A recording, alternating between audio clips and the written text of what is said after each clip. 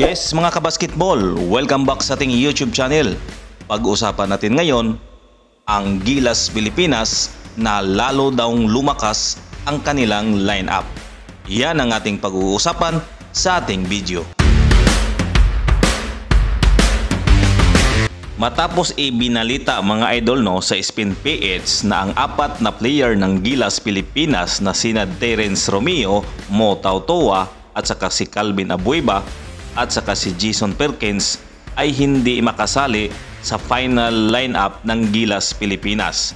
So ito na mga idol, may bago na silang kapalit sa apat na player na nawala sa Gilas Pilipinas.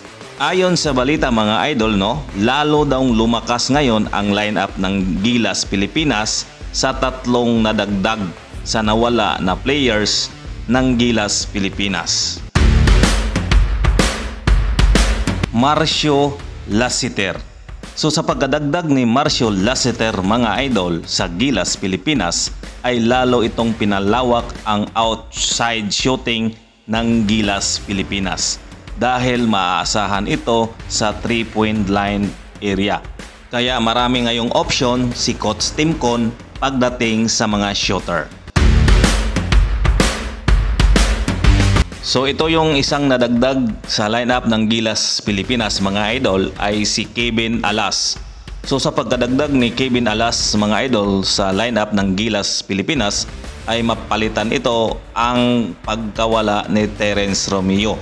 At lalo ngayong gumanda ang flow ng Gilas Pilipinas at maiwasan ang isolation play katulad ng nangyari noong FIBA World Cup na puro lang isolation ang kanilang play.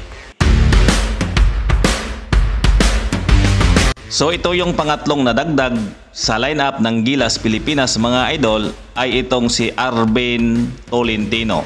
Isa din ito sa mga best shooter sa PBA mga idol at pwede itong kapalitan ni Marcio Lassiter kapag inaalat ang isa sa kanila dahil itong si Arben Tolentino mga idol ay pinalawak rin ito ang outside shooting ng Gilas Pilipinas at lalo na sa 3-point line area.